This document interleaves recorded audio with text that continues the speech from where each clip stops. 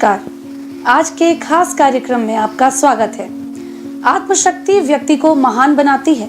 जो व्यक्ति आत्मशक्ति से परिपूर्ण होता है वो सदैव अपने लक्ष्य को प्राप्त करता है। जी हाँ, आज हम बात कर रहे हैं लगातार तीसरी बार भारत के प्रधानमंत्री बने नरेंद्र मोदी के बारे में। जी हाँ, नरेंद्र दामोदर दास मोदी तीसरी बार प्रधानमंत्री बन गए हैं। देश ने इस बार फिर साबित कर दिया कि मोदी लहर हर जगह थी।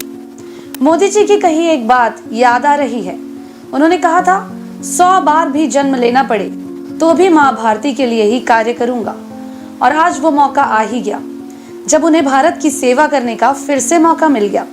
ऐसे अनमोल विचार रखते हैं हमारे प्रधानमंत्री श्री नरेंद्र भाई मोदी।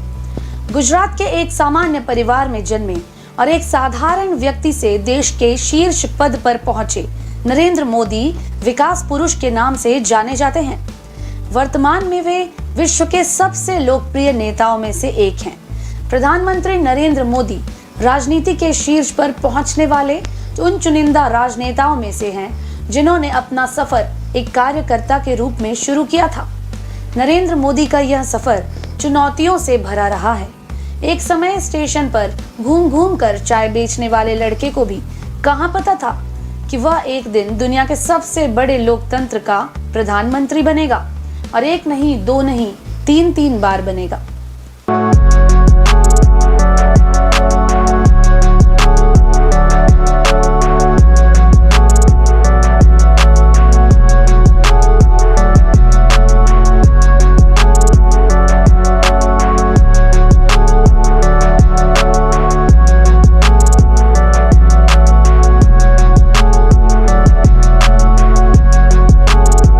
नरेंद्र दामोदर दास मोदी का जन्म तत्कालीन बॉम्बे राज्य के महिसाणा जिला स्थित वडनगर में हीराबेन मोदी और दामोदर दास मूलचंद मोदी के एक मध्यम वर्गीय परिवार में 17 सितंबर 1950 को हुआ था।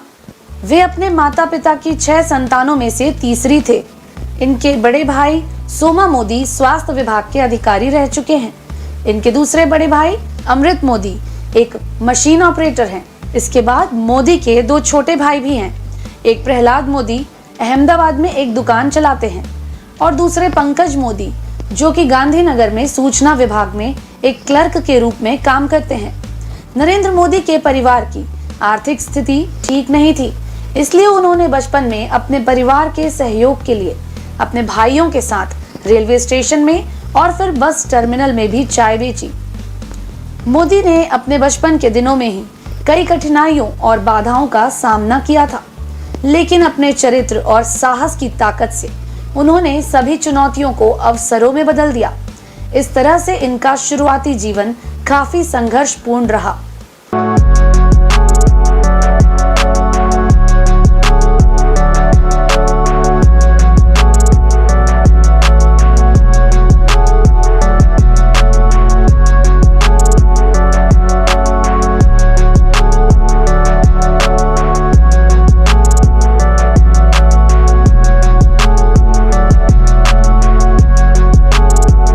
नरेंद्र मोदी की शुरुआती शिक्षा वडनगर के स्थानीय स्कूल से पूरी हुई। उन्होंने वहां सन 1967 तक अपनी हायर सेकेंडरी तक की पढ़ाई पूरी कर ली थी। उसके बाद उन्होंने अपना घर छोड़ दिया और फिर उन्होंने अपने पूरे भारत में भ्रमण कर विविध संस्कृतियों की खोज की। इसके लिए मोदी ने उत्तर भारत में स्थित ऋषिकेश और हिमालय जैसे स्थानों का दौरा किया। इस तरह से मोदी ने अपनी स्कूली पढ़ाई पूरी करने के बाद कुछ साल तक अपनी आगे की पढ़ाई नहीं की। फिर मोदी ने सन 1978 में अपनी उच्च शिक्षा के लिए भारत के दिल्ली यूनिवर्सिटी में और उसके बाद अहमदाबाद में गुजरात यूनिवर्सिटी में दाखिला लिया। वहां उन्होंने राजनीति विज्ञान में क्रमशः स्नातक और स्नातकोत्तर किया।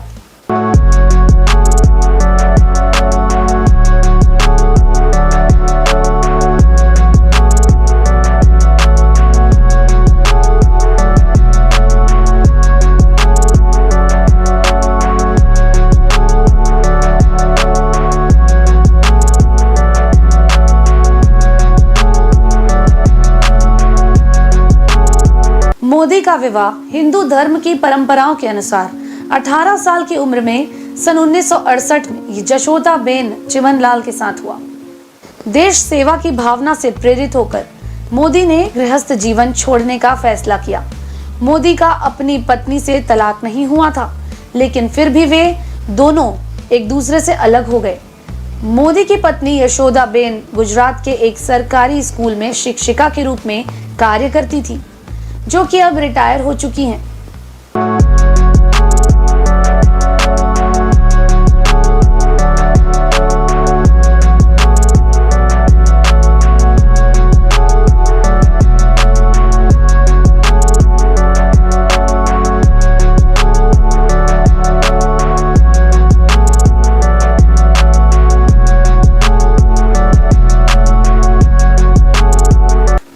उनके राजनीतिक जीवन की अगर बात की जाए तो अपने कॉलेज की पढ़ाई के बाद मोदी अखिल भारतीय विद्यार्थी परिषद में शामिल होकर प्रचारक के रूप में राष्ट्रीय स्वयं सेवक संघ में शामिल होने के लिए अहमदाबाद गए।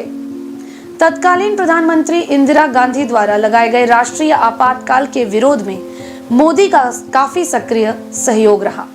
उन्होंने उस समय सरकार का विरोध करने के लिए पर्चे के वितरण के साथ कई तरह के तरीके अपनाए। इससे उनका नेतृत्व कौशल सामने आया। सन 1985 में मोदी ने भारतीय जनता पार्टी में शामिल होने के बारे में सोचा। सन 1987 में नरेंद्र मोदी पूरी तरह से भारतीय जनता पार्टी में शामिल हो गए और पहली बार उन्होंने अहमदाबाद नगर पालिका चुनाव में भाजपा के अभियान को व्यवस्थित करने में मदद की। इसमें भाजपा की जीत हुई। सन 1990 में लाल कृष्ण आडवाणी की अयोध्या रथ यात्रा के संचालन में मदद करने के बाद पार्टी के भीतर मोदी की क्षमताओं को मान्यता मिलने लगी। मोदी ने सन 1990 में गुजरात विधानसभा चुनावों के बाद गुजरात में भाजपा की उपस्थिति को मजबूत करने में एक प्रमुख भूमिका निभाई थी। सन 1995 में मोदी को हरियाणा और हिमाचल प्रदेश में गतिविधियों को संभालने के लिए भाजपा का राष्ट्रीय सचिव चुना गया और वे नई दिल्ली में स्थानांतरित हो गए। सन 1998 में जब भाजपा में आंतरिक नेतृत्व का विवाद चल रहा था, तब मोदी ने भाजपा की चुनावी जीत का मार्ग प्रशस्त किया, जिससे विवादों को सुलझाने में सफलतापूर्वक मदद मिली। इसके बाद मोदी महासचिव नियुक्त किए गए। इस पद में वे सन 2001 तक कार्यरत रहे। उस दौरान मोदी को विभिन्न राज्यों में पार्टी संगठन को फिर से लाने की जिम्मेदारी सफलतापूर्वक निभाने का श्रेय दिया गया था।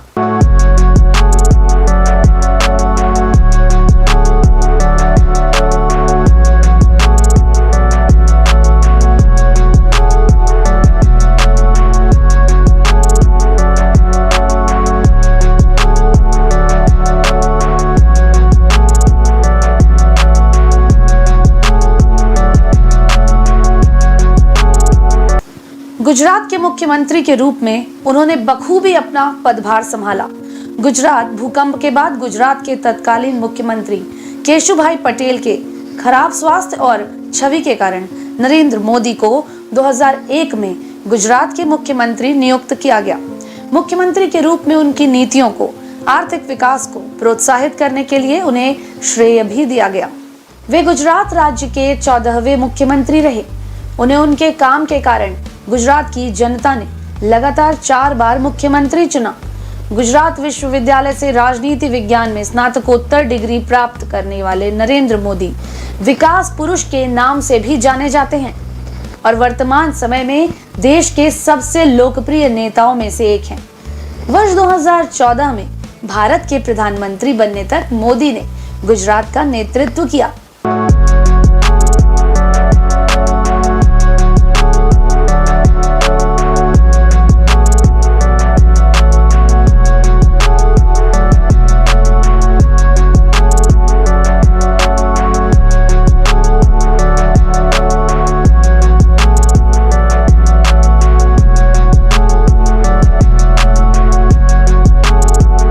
पीएम मोदी ने अपने कुशल नेतृत्व और दूरदर्शी सोच के माध्यम से गुजरात में समृद्धि और विकास लाने का वादा पूरा किया। इसके चलते गुजरात सरकार के प्रमुख रूप में उस दौरान मोदी ने एक सक्षम शासक के रूप में अपनी पहचान बना ली थी। उन्हें राज्य की अर्थव्यवस्था के तेजी से विकास के लिए भी श्रेय दिया जाता है। इसके अलावा मोदी को उनकी और उनकी पार्टी के चुनावी प्रदर्शन में सबसे आगे रखा गया, क्योंकि वे न केवल पार्टी के सबसे प्रतिभाशाली नेता थे, बल्कि उनके अंदर प्रधानमंत्री के उम्मीदवार के रूप में प्रतिभा भी थी। उनके कार्यों और उनकी नीतियों के कारण लोग उन्हें बहुत पसंद करते थे। प्रधानमंत्री के रूप में उन्होंने न सिर्फ भारत देश बल्कि विदेश में भी भारत का डंका बजवाया। उनकी देश के विकास की नीतियों को खूब सराहना मिली।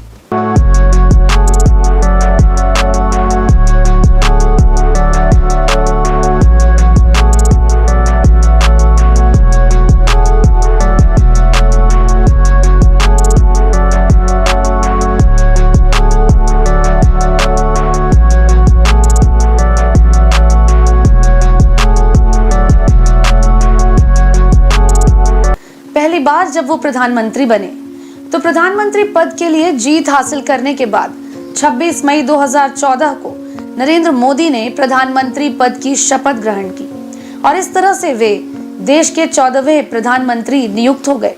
प्रधानमंत्री के रूप में मोदी ने भारत में कई विकास कार्य किए। उन्होंने विदेशी व्यवसायों को भारत में निवेश करने के लिए प्रोत्साहित किया। मोदी ने विभिन्न नियमों, परमिट्स और इंस्पेक्शंस लागू किए जिससे कि व्यवसाय अधिक और आसानी से बढ़ सके। मोदी ने सामाजिक कल्याण कार्यक्रमों पर कम खर्च किया और स्वास्थ्य सेवा की तरफ ज्यादा ध्यान केंद्रित किया। इसके अलावा मोदी ने हिंदुत्व, रक्षा, पर्यावरण और शिक्षा को प्रोत्साहित करने के लिए भी कई कार्य किए।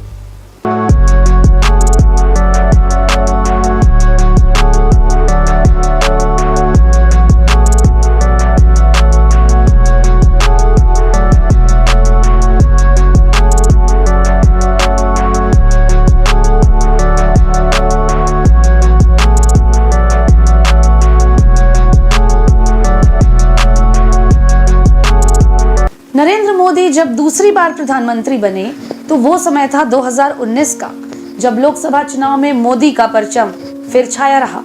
मोदी क्रांति ने दूसरे दलों को बहुत पीछे छोड़ दिया और नरेंद्र मोदी की पूर्ण बहुमत के साथ 303 सीट प्राप्त कर अभूतपूर्व जीत हुई। भारत के इतिहास में पहली बार है कि किसी नेता ने लगातार दूसरी बार पूर्ण बहुमत के साथ इतनी बड़ी जीत हासिल की है। भारत की जनता ने इस बार अपना प्रधानमंत्री खुद चुना है और सबने मोदी पर पूर्ण विश्वास दिखाया है। मोदी लहर कहो या मोदी क्रांति, इस बार भारत के ये लोकसभा चुनाव पूरी दुनिया में छाए रहे।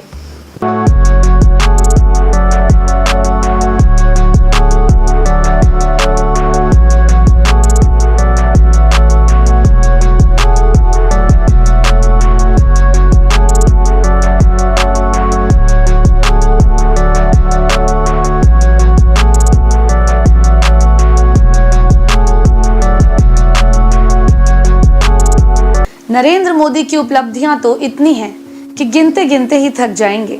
नरेंद्र मोदी ने अपने जीवन में अब तक कई बड़ी उपलब्धियां हासिल की हैं। सन 2007 में इंडिया टुडे मैगजीन द्वारा किए गए एक सर्वे में पीएम मोदी को देश के सर्वश्रेष्ठ मुख्यमंत्री के रूप में नामित किया गया था।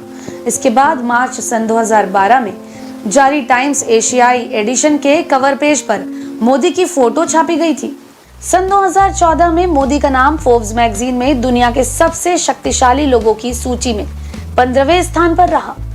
टाइम्स ऑफ इंडिया द्वारा दुनिया के 100 सबसे शक्तिशाली लोगों में मोदी का नाम सूचीबद्ध किया गया।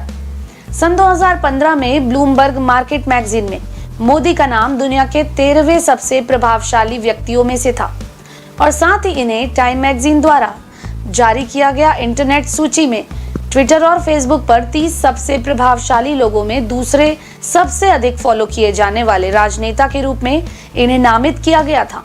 सन 2014 और सन 2016 में मोदी का नाम टाइम मैगजीन के पाठक सर्वे के विजेता के रूप में घोषित किया गया था।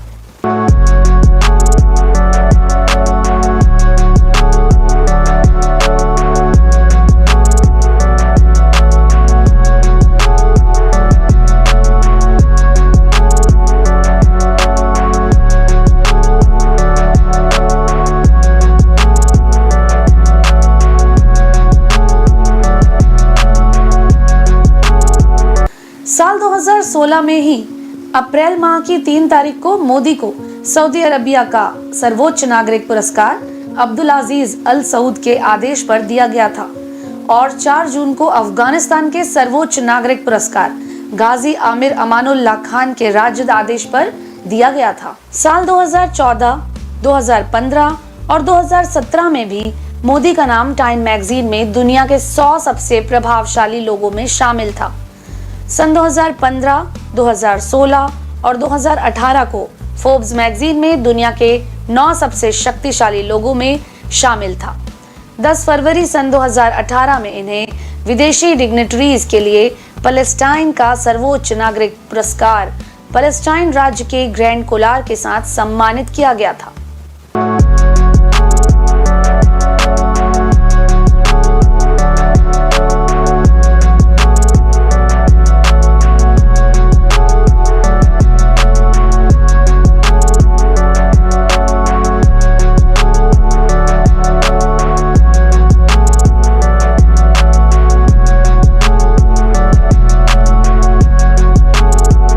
सत्ताईस सितंबर 2018 को नरेंद्र मोदी को चैंपियंस ऑफ अर्थ अवार्ड प्रदान किया गया था, जो कि यूनाइटेड नेशन का सर्वोच्च पर्यावरण सम्मान है, और ये अवार्ड 5 अन्य व्यक्तियों को भी दिया गया था, जिन्होंने अंतर्राष्ट्रीय सोलर अलायंस की लीडरशिप के लिए और सन 2022 तक प्लास्टिक के उपयोग को खत्म करने के लिए संकल्प लिया था।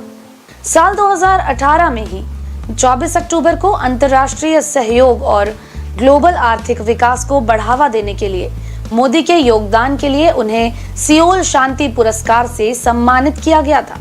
22 फरवरी सन 2019 को मोदी ने प्रतिष्ठित सियोल शांति पुरस्कार 2018 प्राप्त किया।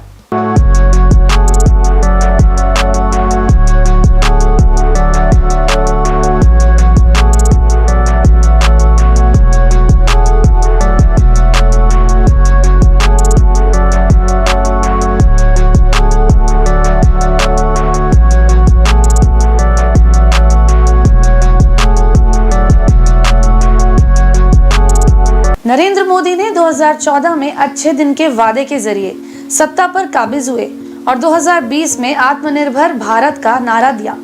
मोदी को एक मजबूत और लोकप्रिय नेता माना जा रहा है। ऐसी छवि बनी है कि वो कड़े फैसले लेने में भी हिचकते नहीं हैं। मोदी सरकार के 10 साल पूरे होने जा रहे हैं और ऐसे में नरेंद्र मोदी ने अपने 10 साल के कार्यकाल में जता दिया है कि राजनीतिक इच्छा शक्ति वाली सरकार अपने फैसलों से कैसे राजनीति की दशा और दिशा बदल सकती है। अब देखना यह होगा कि पीएम मोदी भारत को कौन से शिखर में लेकर जाएंगे। इस विशेष कार्यक्रम में जुड़ने के लिए धन्यवाद।